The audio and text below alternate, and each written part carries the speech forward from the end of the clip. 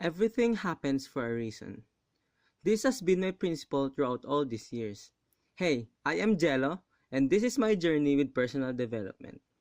Let me start by acquainting you with who I currently am today. So to start, here are some personal details about me. My full name is Angelo Benjamin Dizon, currently enrolled in the Strand STEM, 17 years of age, and is a grade 12 student in Elizabeth Seton School South. I am a member of various organizations like the Senior Master Chef, Badminton Varsity, and the Supreme Student Council. Enough about all that details. In this video, you will be hearing all about me. So turn off now if you're not interested. So, within my subject, personal development, it is emphasized that a person can be largely affected by the stages of development or the way that someone was brought up to be in his life. So to start, let us rewind back to the ancient times, back when I was born. As a baby, I honestly don't remember anything. I just saw pictures of myself being a badass with a freaking Goku-like haircut. Look at that cute tomato. My mother and father were always present at that time, so I had no issue whatsoever concerning them. I'm just an innocent potato, trusting the world as I learned to trust my parents.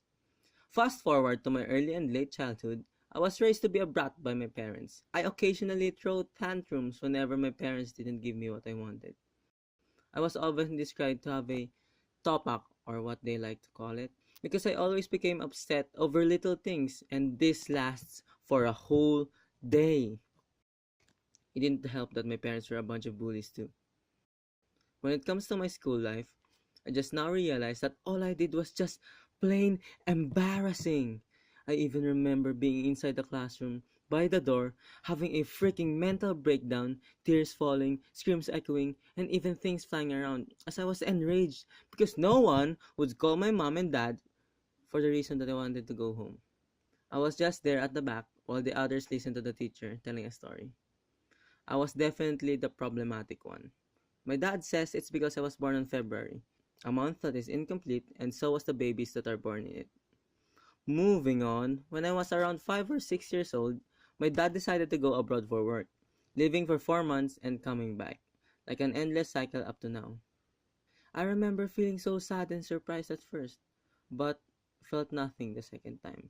I felt guilty, for not feeling sad, but I realized that this is me coping up with the situation. If you ask me, there's really no point in crying, because he will still go even if I do it, so why bother? And besides, he's not doing it just to have fun, he's doing it for us. At this point in time, I started becoming independent, which is opposite to my brother who is embarrassingly less mature than me, not to brag or anything. Just kidding, love you big bro. Moving on, these experiences are responsible for who I am today. But of course, some things changed because of a lot of factors. Just like what the developmental or lifespan theory says, change is the only thing constant in this world. People change as they learn new things. Personal development is defined to be the process wherein individuals reflect on himself and his actions. This can result to a change in behavior or attitude that will benefit the person more. If anyone notices, I did change myself these past few years, just because of the bad experiences that I underwent. Who am I in the midst of all this thought traffic? I really like this quote from Rumi, a Persian poet, because it emphasizes the individuality and freedom of a person, for him to choose who he wants to be.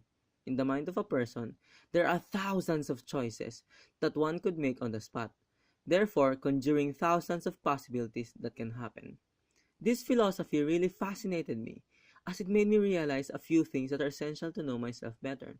Of course, the first one is that I can change myself whenever and however I want to, and not when others want me to. Next is the fact that I am a very confusing and complex person. In terms of personality and attitude, this is where I really stand out, one might say. Either good or bad, this has been a huge deal for me, as it affects almost everything that I do. According to the Myers-Briggs test, I am an ENFP, or a diplomat, as the website says, whose main expertise is to socialize with people. This might be unbelievably accurate from the perspective of other people. I myself don't agree with some of the results. I don't know why, but I changed my personality depending on the factors that surrounded me. like the people, the atmosphere, the mood, or the current situation that I am in. I fully agree that I am an extrovert, usually, but I rarely go outside or hang out with friends, as I feel like socializing can be a bit draining at times. N stands for intuitive, which states that I tend to have creative solutions, which is true sometimes, because wild ideas really stand out for me. But I feel like I am more of a sensing guy, as I am more realistic and prefers practical solutions because it guarantees the success of the project. F stands for feeling, which is defined to be a person who is sensitive to the emotions of people. I guess this is true at specific times, but I consider myself more of a thinking person, as I am logical most of the time. P stands for perception, which is for me is very accurate, as I am a spontaneous person, which means that I am able to adapt easily to any changes, and is flexible in making plans. However, I also have my judgment side. Whenever I am organizing SSC events like the acquaintance party and many more, I need to plan everything out beforehand or else it will fall into chaos.